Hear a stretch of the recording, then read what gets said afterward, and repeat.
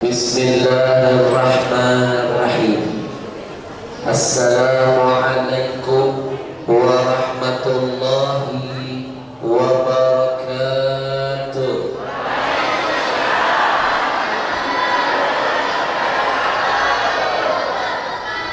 Innal hamdalillah wassalatu wassalamu ala rasulillah wa ala alihi wa sahbihi wa man wala wala haula wala quwwa illa billah. Izinkan saya menghantarkan penghormatan yang terindah kepada semua para alim ulama, para ustadz yang hadir mungkin saat ini di tengah-tengah kita. Mohon maaf kalau saya tidak bisa menyebut satu persatu. Percayalah di hati saya ada rasa cinta, hormat untuk semuanya. Anak-anakku, kita doakan dulu yuk semua guru-guru kita, para alim ulama kita yang masih hidup, mudah-mudahan Allah sehatkan badannya, Allah panjangkan umurnya, Allah kuatkan imannya, Allah jaga ulama kita dari fitnah dunia yang ada. Amin ya rabbal.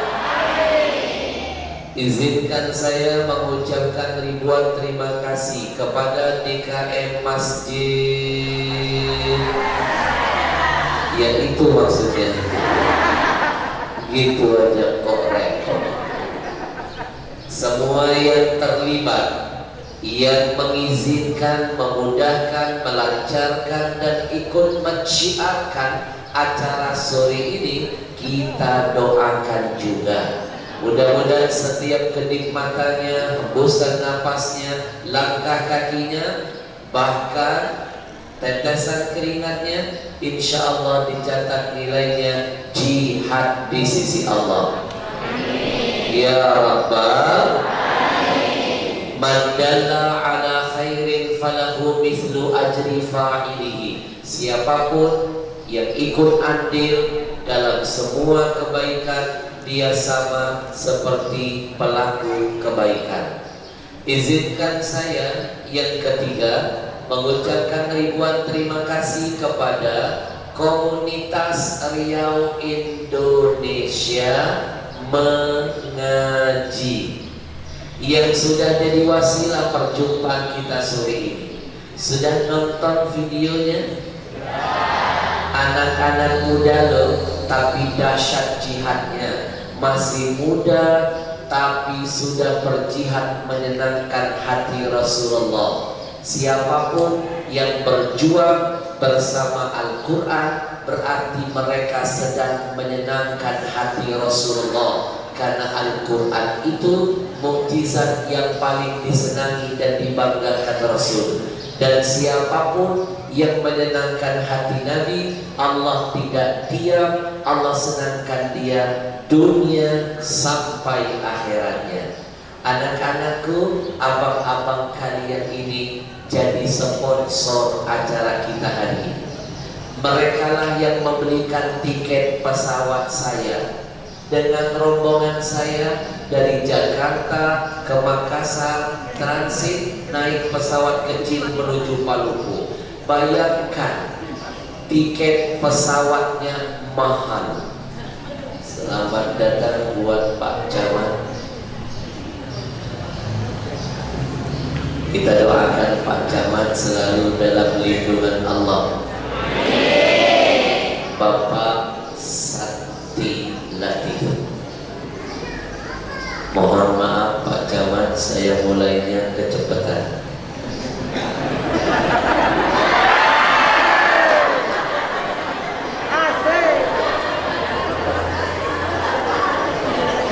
Kalau warganya begini semangat dalam kebaikan, pasti Pak Camatnya juga orang yang soleh.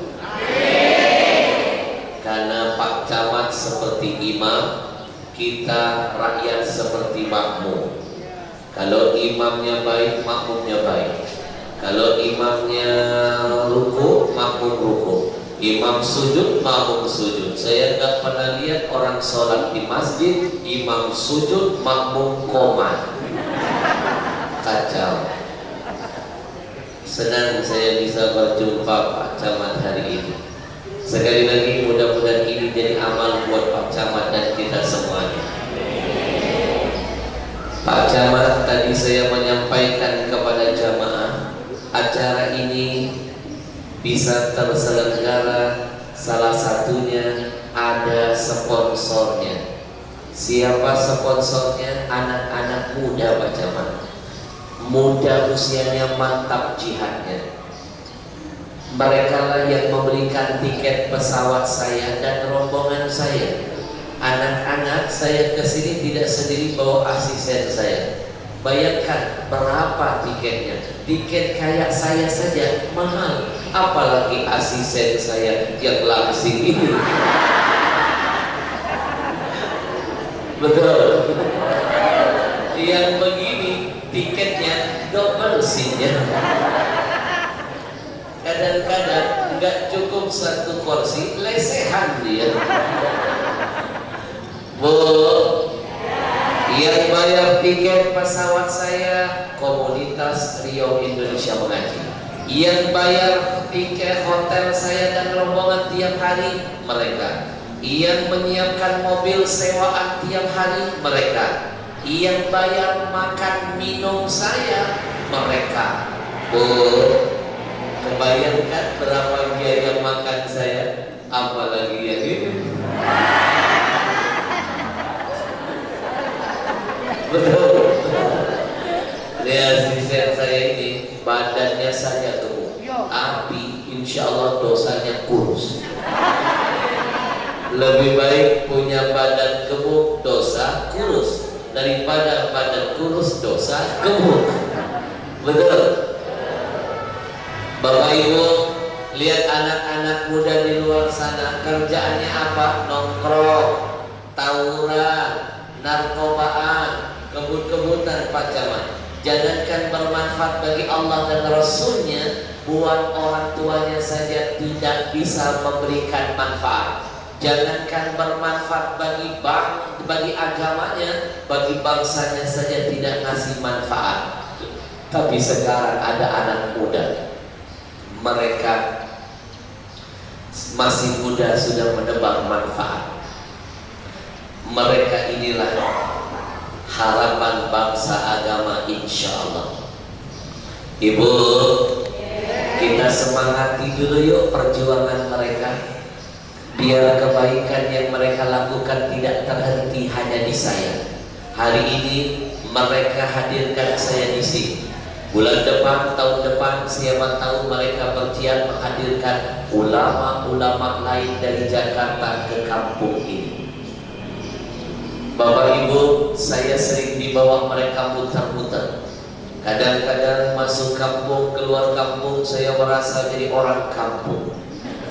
Kadang-kadang saya dibawa mereka masuk desa, keluar desa, saya merasa jadi orang desa. Kadang-kadang pernah loh, waktu itu saya dibawa mereka masuk hutan, keluar hutan, saya merasa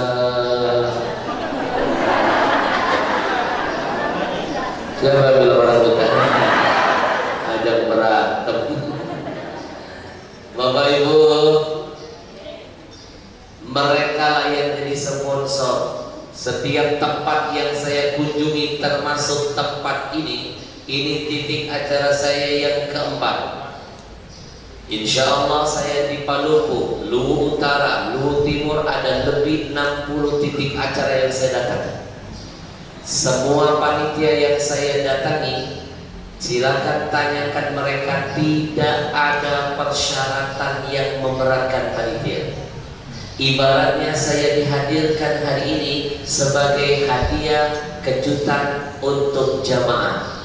Ibaratnya saya dihadirkan hari ini gratisan buat jamaah. Rugi yang gak mau datang. Rugi. Siap dulu. Belum tentu bisa melihat saya live lagi. Mungkin Ibu Sum cuma pernah lihat saya di TV.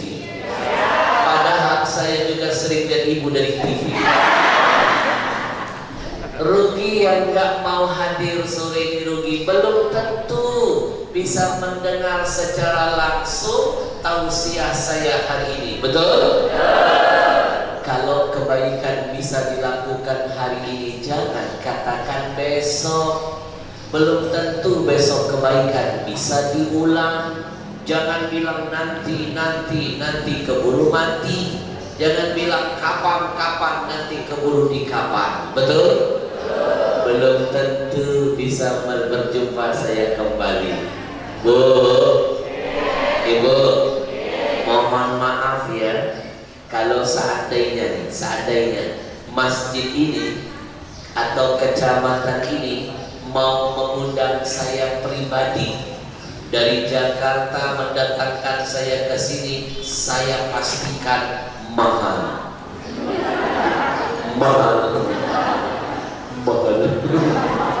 Yang mahal bukan sayanya, tapi ongkosnya. Kalau saya orangnya low profile, saya setiap kali diundang gak pernah milih. Mau masuk kampung, mau kemana saya tetap datang. Setiap kali orang undang saya Habib Al-Habsyi, bisakah hadir di masjid kami? Saya selalu menjawab, doakan dulu saya sehat, panjang umur, punya waktu saya datang. Sedikit pun saya tidak pernah mikirin bayaran. Sedikit pun Pak Camat tidak saya pikirkan bayaran itu. Kenapa? Biarkanlah panitia yang memikirkan. Ya kan, bagi-bagi tugas. Tugas saya ceramah, tugas yang ngundang mikir dong. Maaf panitia, jangan dianggap bercanda. Tapi Pak Camat, hari ini saya bahagia hadir di sini. Rasa letih, capek hilang, lihat wajah-wajah makhluk-makhluk langka ini. Saya tahu loh jam-jam begini godaan TV, sinetron berat. Tapi mak-mak bisa melawan itu, berarti ini makhluk langka. Jam-jam segini Pak Camat jangan main-main, buka Indosiar, ku menangis.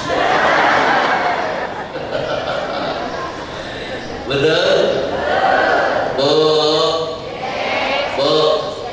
ini tanggal 19 kan? Hari Kamis kan? Nah, sebagai bentuk cinta saya dengan kecamatan ini kecamatan apa? Kecamatan Buah. Kok tak nampak buahnya?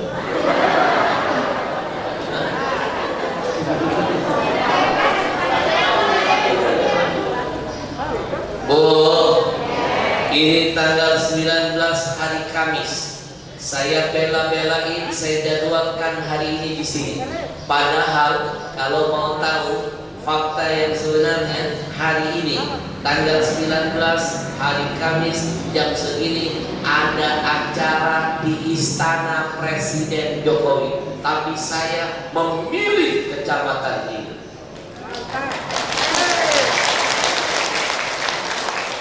Tidak usah tepuk tangan, di sana saya nggak diundang. GL. Saya kan cuma mau ngasih tahu, yang namanya istana tiap hari pasti ada acara, tapi saya nggak diundang. Bu, Ibu, biar Allah berkahi perjumpaan ini, kita bersalawat dulu mau? Satu kali baca istighfar, cuma satu dosa kita yang dihapuskan Allah. Satu kali kita bersalawat, 10 dosa dihapuskan, 10 pahala diberikan, 10 derajat dinaikkan. Bapak Ibu, satu-satunya amalan yang Allah Tuhan menyuruh kepada hambanya, yang Allah Tuhan menyuruh memerintahkan hambanya, yang Allah Tuhan melakukan amanat itu cuma salawat saja. Ketika Allah nyuruh hambanya sholat, apakah Allah sholat? Jawabannya tidak. Maaf Pak Camat, orang sini bilang tidak, bahasa kampungnya apa?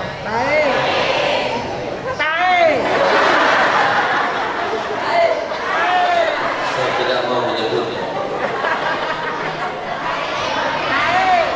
Astagfirullahaladzim.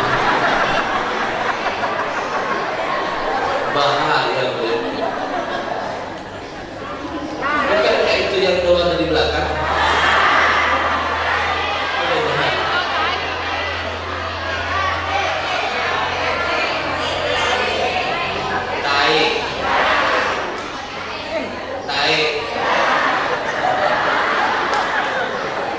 Ini sebenarnya planet apa, Pak? Tae. Kita coba bahasa sini.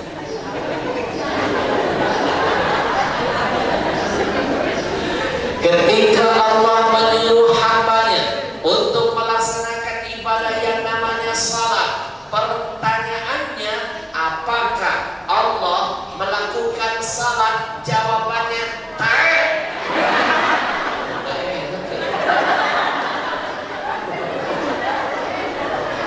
Ketika Allah menyuruh kita melaksanakan ibadah yang namanya puasa, pertanyaannya, apakah Allah melakukan ibadah itu? Jawabannya aman.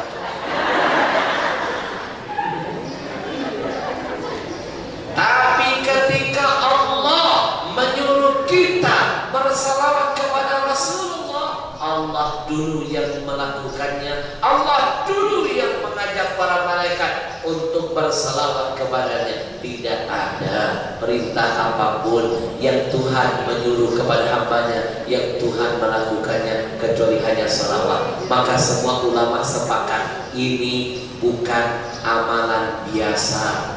Ini amalan yang pahalanya luar biasa, karena yang maha luar biasa saja mengerjakannya. Innallaha wa malaikatahu yusalluna 'alan nabi ya ayyuhalladzina amanu sallu 'alaihi wa sallimu. Bapak Ibu, hanya ada satu-satunya amalan. Meskipun kita lakukan amalan itu, ada riyaknya, ada sombongnya, pahalanya tetap ada. Berbeda dengan amalan lainnya. Sholat, puasa, sedekah, haji, umroh, apapun amal kebaikannya, ada riya, ada sombong melakukannya, hilang pahalanya, hilang kebaikannya, kecuali hanya salawat saja. Bapak Ibu baca salawat, mau pakai riya, mau pakai sombong, mau pakai takabur bacanya, mau dilihat-lihatin orang, itu tetap berpahala, tidak sia-sia. Mau pakai tasbih yang kecil bijinya atau yang besar gede bijinya, itu tetap berpahala. Mau diputer-puter tasbihnya tetap berpahala selama tidak kena kepala orang. Berarti ini amalan yang luar biasa. Kenapa sampai begitu, Pak? Kita bersalawat sambil sombong saja pahalanya ada. Kenapa? Allah ingin menunjukkan ikraman lin nabi. Allah yang maha mulia saja memuliakan dan mengkhususkan apapun yang berhubungan dengan Nabi. Alhamdulillah. Maka tidak ada alasan lagi untuk bermalas-malasan bersalawat kepada Nabi. Kita getarkan masjid dengan bersalawat. Siap? Siap. Sallallahu alaihi wasallam. Sallallahu alaihi wasallam. Sallallahu ala Muhammad. Sallallahu.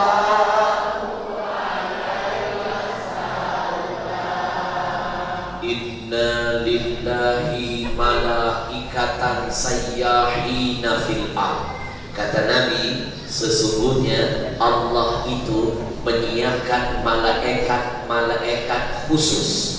Tugasnya membawa misi khusus. Apa misinya? Patroli keliling dunia, melihat, mengamati, mengecek, mendengar siapa yang mau bersalawat kepada Nabi. Kalau malaikat itu menemukan ada satu kecamatan, satu kampung, satu masjid, di dalamnya ada orang-orang yang menggerakkan bibirnya bersalawat kepada Nabi, maka kata Nabi, malaikat itulah yang akan membawa salawat kita, melaporkan kepada Nabi. Malaikat itu yang akan membawa salawat kita, melaporkan kepada Nabi seraya berkata, "Ya Rasulullah, ada satu pengajian di Masjid As-Sa'adah di kecamatan yaitu Buah, dihadiri oleh Pak Camat Sakti Latif." Disebut nama Pak Camat. Di dalamnya ada orang-orang yang bersalawat kepadamu, namanya Fulan bin Fulan ya Rasul. Dengarkan, nama kita disebut malaikat pasti berkah. Orang nama kita disebut ulama saja jadi berkah, apalagi yang menyebut malaikat, makhluk yang gak pernah maksiat. Bukan cuma nama bapak ibu yang disebut malaikat, ayah ibu kita ikut disebut, derajatnya naik di sisi Allah. Mungkin saat ini orang tua kita sedang menangis dalam kuburnya, disiksa oleh Allah. Berkat selawat yang dibaca anaknya, mereka dapat syafaat dan kemuliaan dari Allah. Maka kata guru saya, semakin banyak engkau bersalawat kepada Rasul, semakin engkau sudah berbakti kepada ayah ibumu, karena amalanmu itu akan mengangkat derajat orang tuamu di alam kuburnya. Maka Bapak Ibu, bahagiakan orang tua kita dengan selawat yang kita bacakan untuk Rasul kita. Nabi akan mengenal nama kita, Nabi mengenal nama ayah ibu kita. Nama kita dikenal oleh bupati wali kota saja bangga, nama orang tua kita dikenal presiden saja senang. Bayangkan yang mengenal nama kita, nama orang tua kita adalah sosok yang akan menjadi syafaat buat kita. Maka bersalawatlah, kenalkan dirimu dengan Nabi, angkat derajat orang tuamu di hadapan Nabi. Sallallahu ala Muhammad, sallallahu alaihi wasallam, sallallahu ala Muhammad, sallallahu.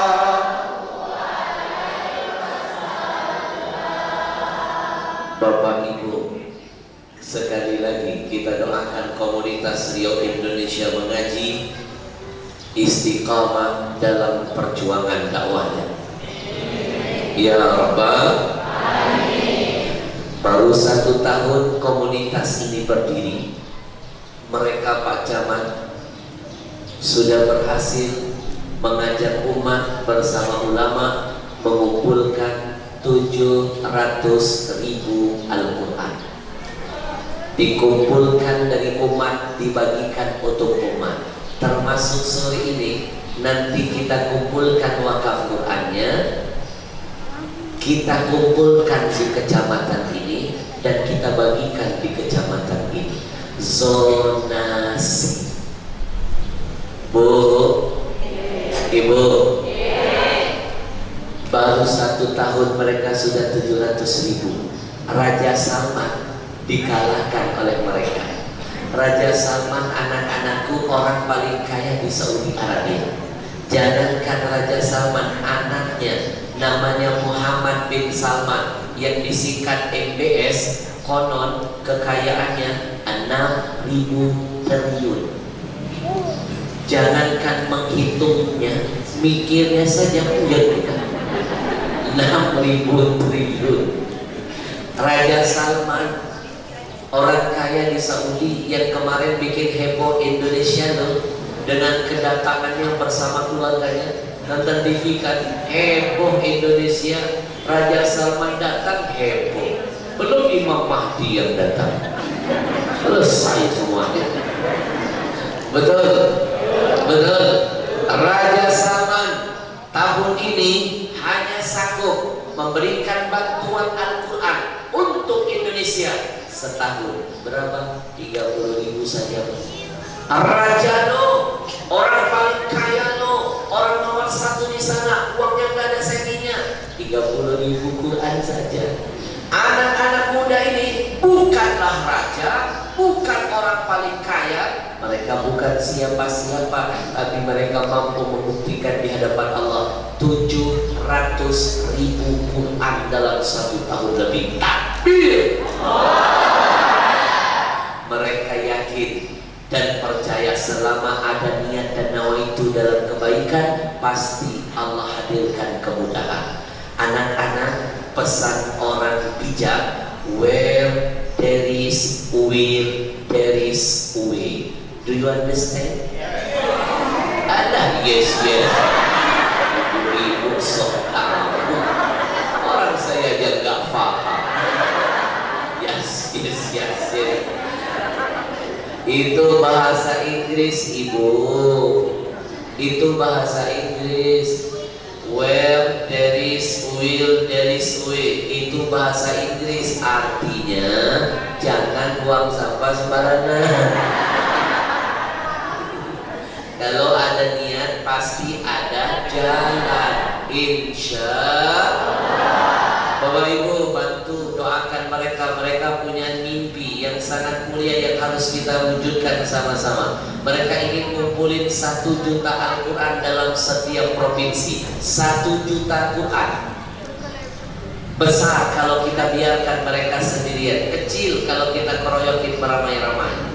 Kenapa mereka ingin ngumpulin sampai 1 juta Quran? Mereka dapat bocoran dari Majelis Ulama Indonesia. Ternyata survei membuktikan Quran ini dari zaman Belanda sampai sekarang hanya tercetak sebanyak 53 juta saja.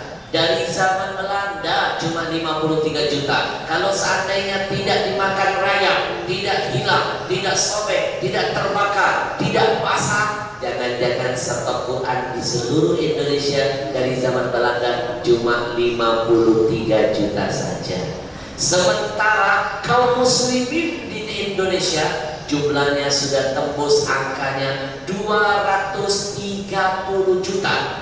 Anak-anakku saya, muslim terbanyak di dunia nomor 1 Indonesia, jumlahnya 230 juta. Muslim terbanyak kedua sedunia Pakistan, jumlahnya 200 juta.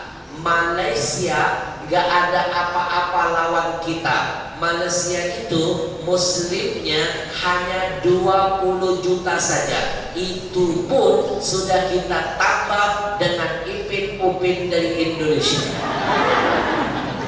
Tadinya dari Indonesia itu. Betul.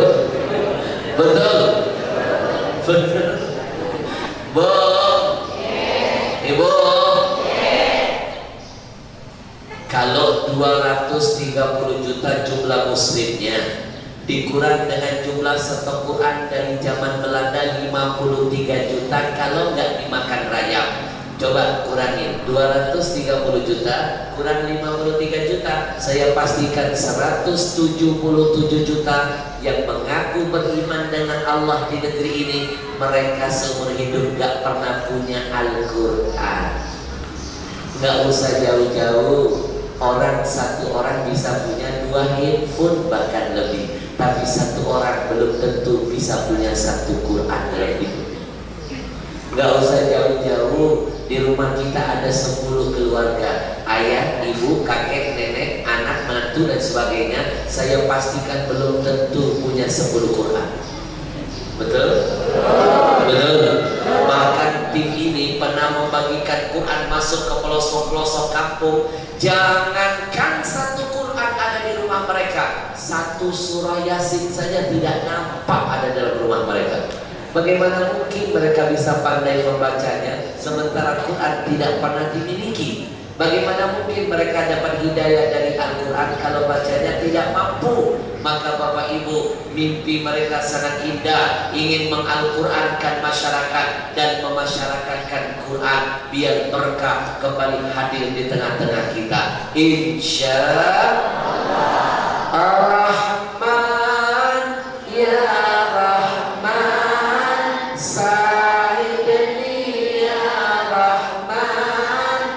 syarah sadri Quran, imla qalbi Quran, wasli hayati Quran. Bapak Ibu, saya ajak semuanya, kita sisihkan dulu yuk infak terbaik kita.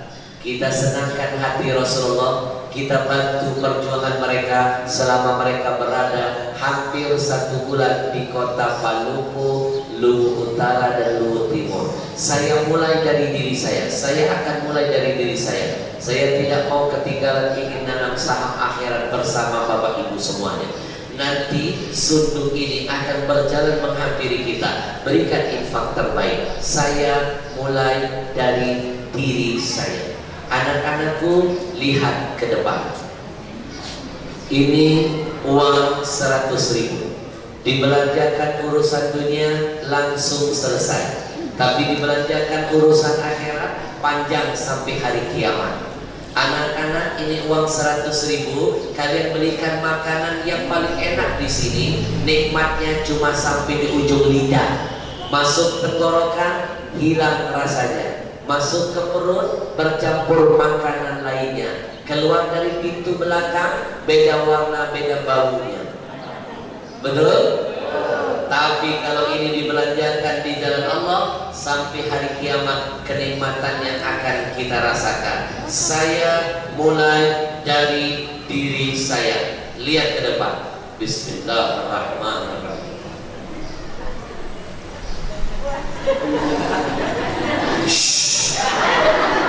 Jangan lupa pesan Nabi. Apa kata Nabi? Ma'akalta fa'afnaita. Kata Nabi, apa yang kalian makan pasti busuk. Wa ma labithta fa'ablaita. Kata Nabi, apa yang kalian pakai pasti laku. Wa ma tasaddaqta fa'amdaita. Kata Nabi, apa yang kalian sedekahkan kekal abadi selama-lamanya. Saya mulai dari diri saya.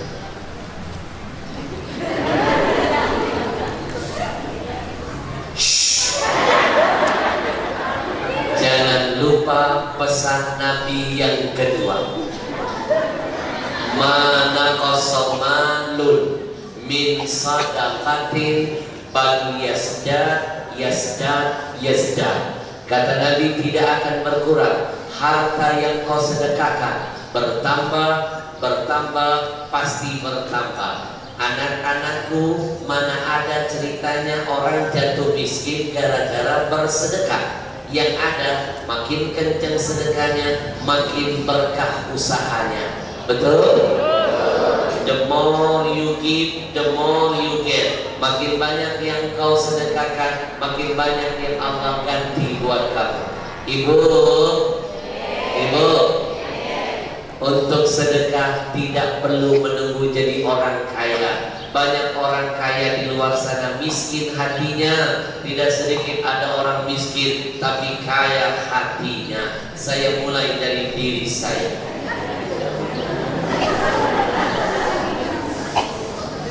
Belum. Satu.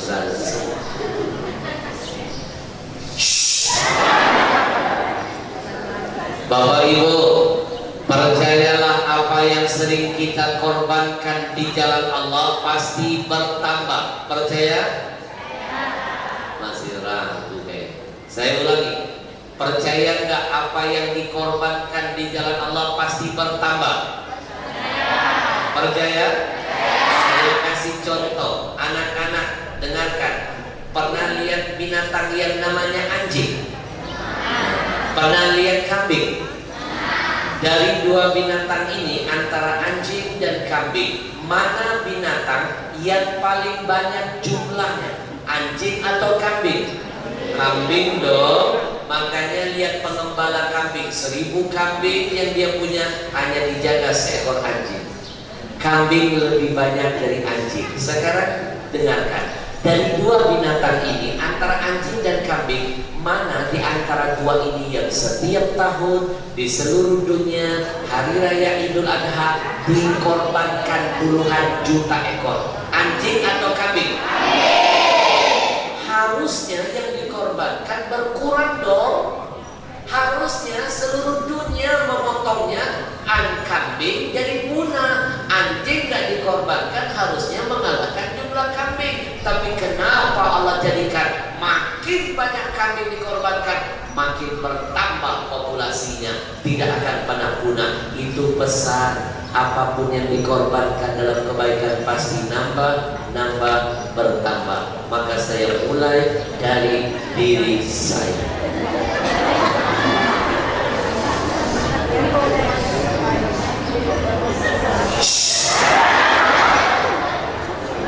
Jangan lupa dengan pesan Allah dalam Al-Quran.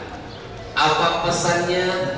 Orang yang sudah mati merengek-rengek minta dihidupkan lagi, bukan mau sholat, bukan mau puasa. Mereka minta dihidupkan hanya ingin bersedekah saja agar digolongkan jadi orang soleh nilainya di sisi Allah. Kalau yang mati minta dihidupkan hanya mau sedekah, apa enggak malu yang masih hidup enggak mau sedekah, padahal pasti mati. Mana ayatnya? Saya bacakan ayatnya. Yang sudah mati pengen sedekah lagi. A'udzu billahi minasyaitonir rajim.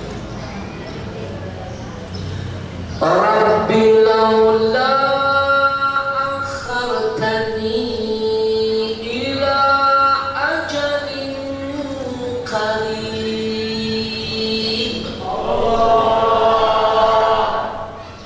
fa asaddaqa wa akum minas salihin. Ya Allah, kalau seandainya aku dihidupkan kembali, aku ingin bersedekah ya Allah, agar aku digolongkan menjadi orang soleh di sisimu. Yang mati mau dihidupkan walaupun sebentar, mau bersedekah. Seolah-olah mereka ngasih bocoran, jangan main-main, sedekah ini manfaatnya dahsyat kalau sudah jadi ahli kubur. Gak percaya? Silakan mati. Maka saya mulai dari diri saya.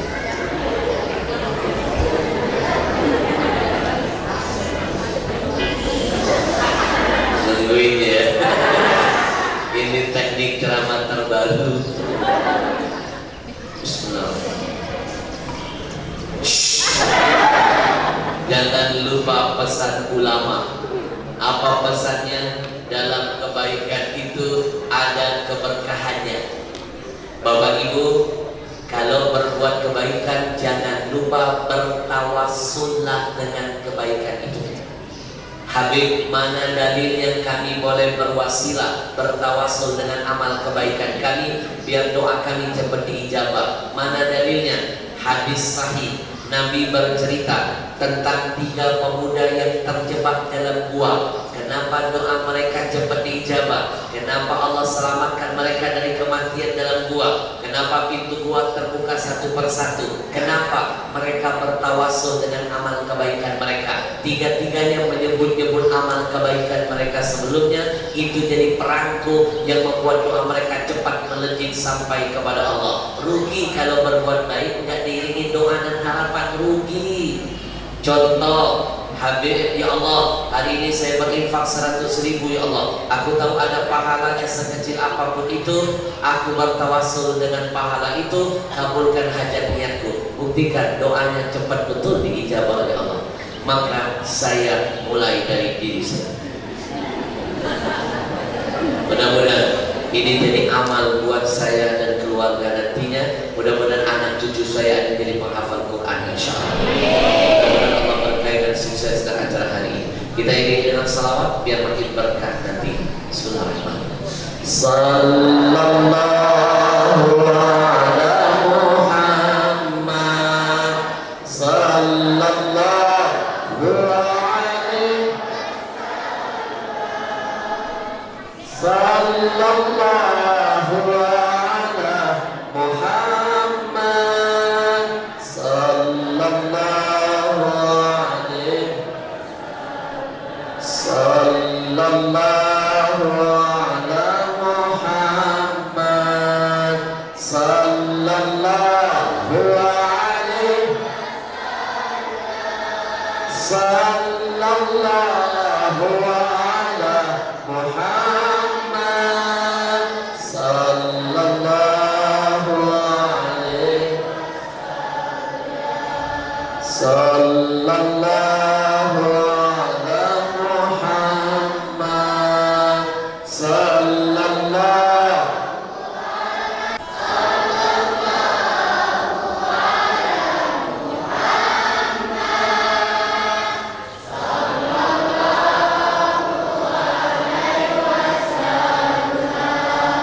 Kita doakan yang berinfak Allah berkahi rezekinya, keluarganya, mudah-mudahan lahir anak cucunya ada yang jadi penghafal Quran nanti.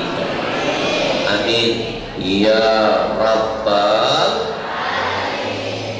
Bapak Ibu, siapa yang tidak ingin anak-anaknya kelak akan mampu menjadi syafaat bagi puluhan ahli keluarganya.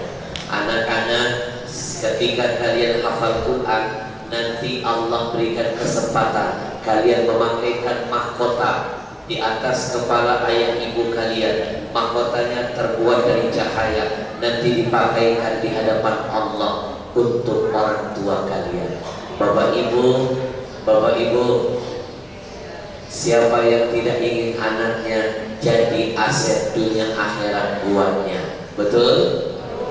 Saya teringat pesan Nabi. Dan satu hari Nabi duduk dengan para sahabat.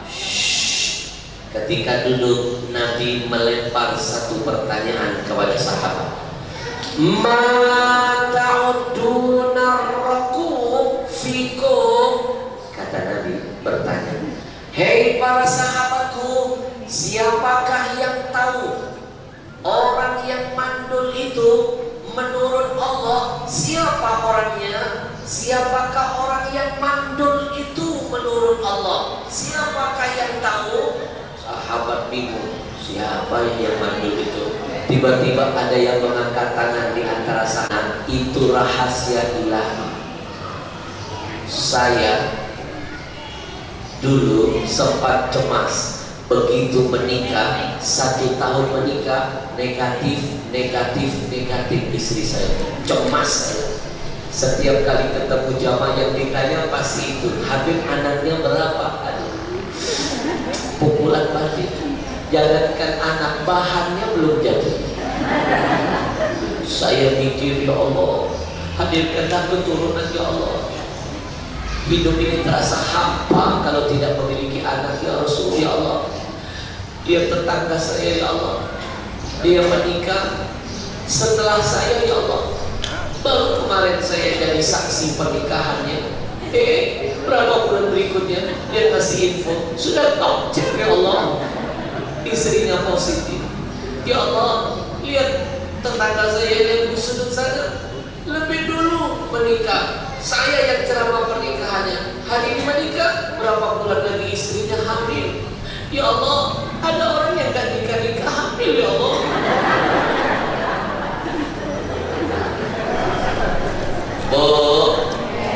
Ibu, kita sering menganggap orang yang mandul itu orang yang gak punya anak kan?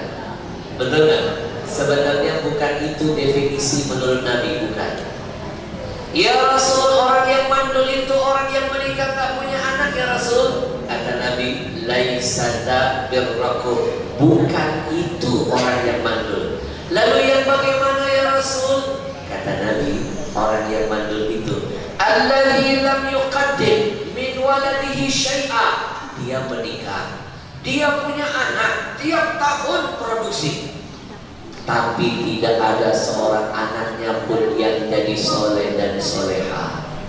Atau dengan kata lain, anak banyak tapi durhaka, anak banyak gak jelas agamanya.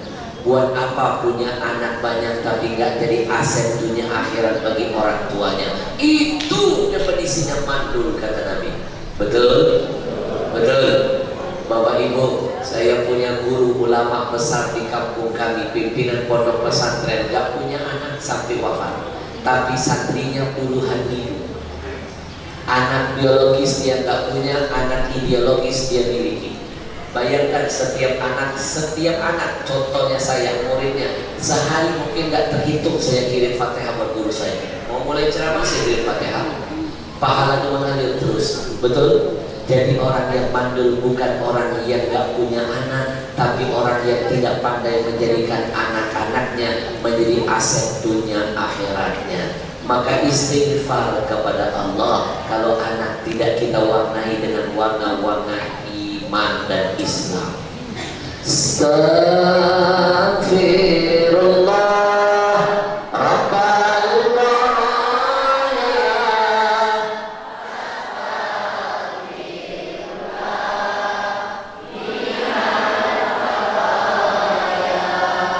Alangkah indahnya ketika nanti anak kita jadi penghafal Quran, mereka sudah menyiapkan kunci surga buat kita ayah ibunya. Ibu, sama seperti kejadian yang terjadi pada murid saya. Anak-anak mau dengar cerita dahsyat? Ini kisah nyata terjadi pada santri saya di kota Palembang, Pondok Pesantren Arya. Mohon doanya ya. Cerita yang nyata ini yang sebentar lagi akan saya sampaikan kepada Bapak Ibu. Cerita ini akan saya angkat jadi film layar lebar dakwah kedua saya. Anak-anak, kejadiannya Ramadan beberapa tahun yang lalu.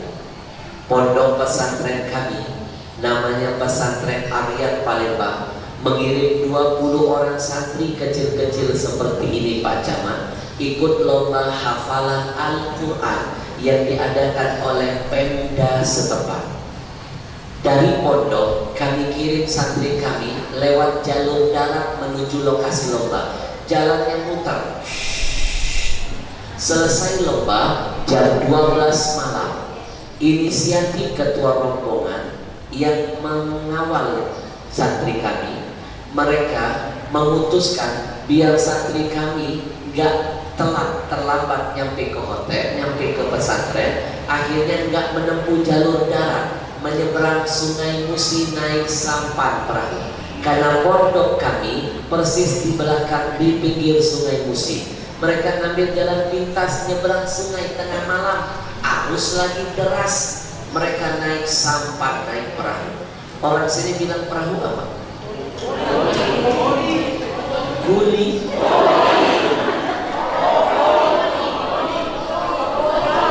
Koli. Kira-kira ini berapa koli, Pak? Berapa berat? Bukannya koli itu lebih kepada berat? Betul ya? Koli. Mulai aneh kan? Bapak Ibu santri kami tidak naik mobil lewat jalur darat, tapi menempuh jalan pintas nyeberang sungai. Naik apa? Koli. 20 santri naik koli, sampai di tengah sungai koli bocor. 20 santri kami tenggelam ke dalam sungai. Begitu tenggelam, kami baru sadar, Pak. Di antara 20 santri itu hanya ada 17 santri saja yang bisa berenang. 3 santri lainnya ketahuan tidak bisa berenang, dan 3-tiganya jadi korban tenggelam dalam sungai 4 malam. 3 hari setelahnya jenazah mereka bertiga baru ditemukan di tempat yang berbeda-beda. Bapak Ibu, saya pastikan siapapun yang tenggelam dalam sungai, jangankan bermalam-malam dan berhari-hari, sebentar saja tenggelam, pasti 3 hal ini terjadi pada dirinya. 1, membengkak tubuhnya. Kenapa membengkak? Banyak kadar air masuk ke dalam tubuhnya. 2, membiru. Kenapa membiru? Dia akan terombang-ambing, Pak, terbawa arus deras dan berbenturan dengan benda keras di dalam sungai. Dan yang ketiga, membusuk. 3 hal ini pasti terjadi pada siapapun yang tenggelam dalam sungai. Bapak Ibu, Masya Allah, ketiga-tiga santri kami ini yang jadi korban, 1 hafal Quran 10 juz, korban kedua 20 juz, Korban ketiga 30 juz. Dan ketiga-tiganya calon juara satu di bidang mereka masing-masing menurut dewan juri mereka. Begitu jenazah mereka diangkat dan ditemukan di tempat yang berbeda-beda, Maha suci Allah, innaka la tukhliful mi'ad. Allah gak ingkar dengan janjinya. Apa janji Allah? Di antaranya, nahnu nazzalna dzikra wa inna lahu lahafizun. Kata Allah, kami yang menurunkan Quran dan kami yang pasti akan menjaganya. Ternyata santri kami dijaga Allah. Masya Allah, bukan cuma Quran yang dijaga, siapapun yang mendekatkan diri dengan Quran, ikhlas mengajarkannya, semangat mempelajarinya, mau menghafalnya, berani mengamalkannya, dan mau jadi pewakafnya, itu termasuk orang yang akanlah hafidun dunia akhirat, diselamatkan Allah dunia akhiratnya. Bapak Ibu, sekali lagi, orang kalau tenggelam bengkak, biru, busuk. Santri kami 4 malam 3 hari, begitu diangkat jasadnya, apa yang terjadi? Masya Allah, begitu diangkat jasadnya, ada keanehan. 4 malam 3 hari diangkat jasadnya, Masya Allah, apa yang terjadi? Ada keanehan. Saya tahu Ibu penasaran.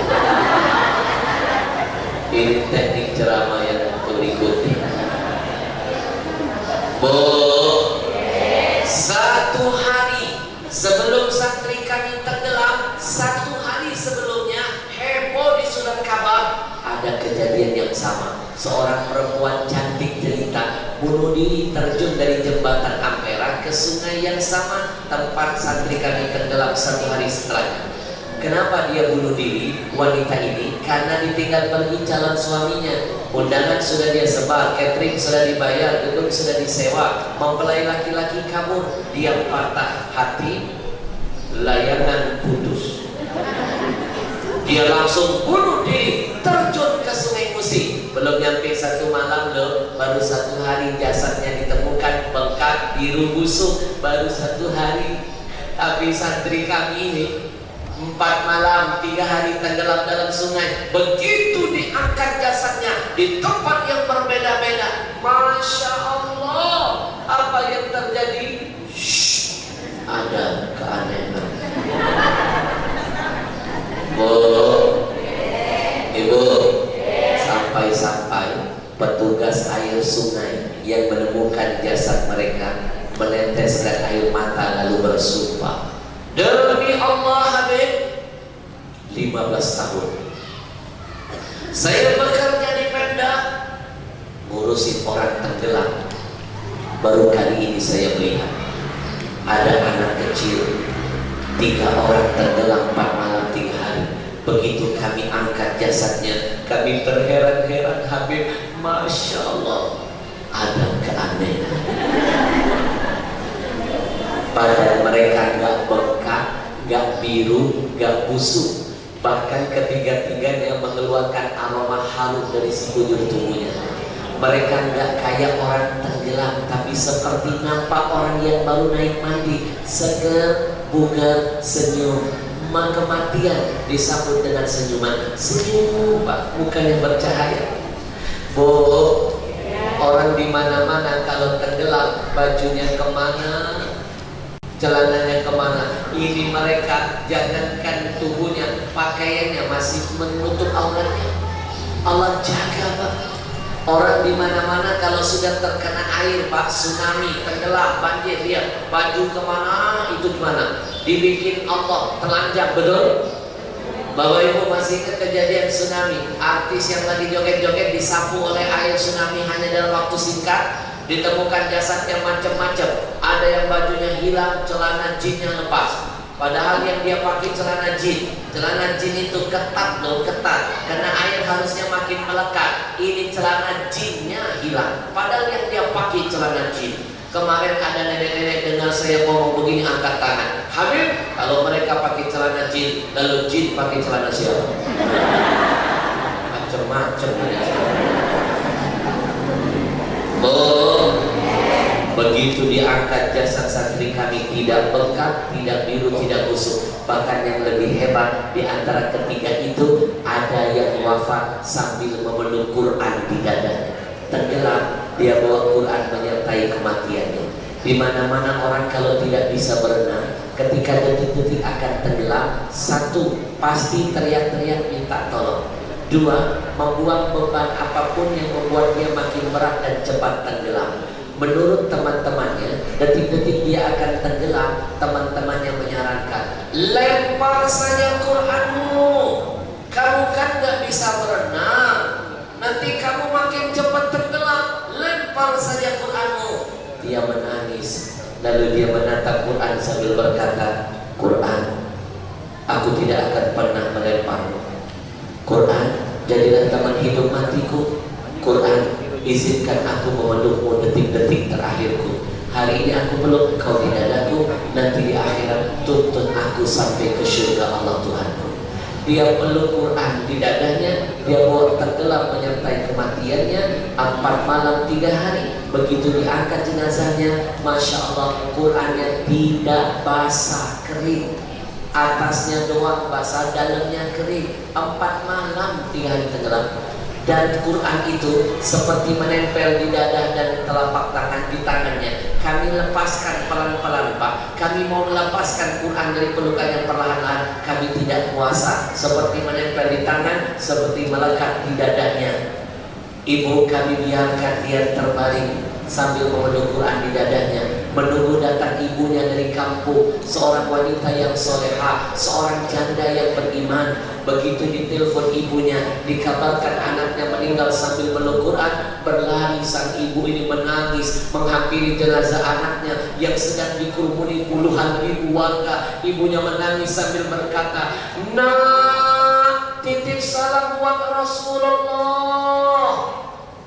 Nak, sampaikan salam rindu ibu buat arwah ayahmu. Nak, tunggu ibu dan ayahmu di depan pintu surga. Nak, mudah-mudahan kau jadi syafaat kami berdua. Nak, aku yang mengandungmu, aku yang melahirkanmu, aku yang menyusuimu, aku yang membiayai hidupmu. Nak, hari ini nak, aku ridho dengan kematianmu. Aku ridho.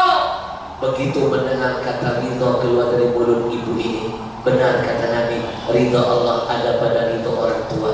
Quran yang tadinya kami coba lepaskan tidak kuasa, lepas dengan sendirinya setelah keluar ridho dari mulut ibunya. Quran yang lepas, Pak, langsung jatuh di tangan ibunya. Seolah-olah kami semua sedang dipertontonkan Allah tentang sebuah tontonan jadi tuntunan, tentang sebuah film kehidupan yang menceritakan seorang anak yang menimpikan kunci surga kepada seorang ibu yang berhati mulia. Saya baru ngasih bocoran cerita ini, sudah banyak yang menetes air mata.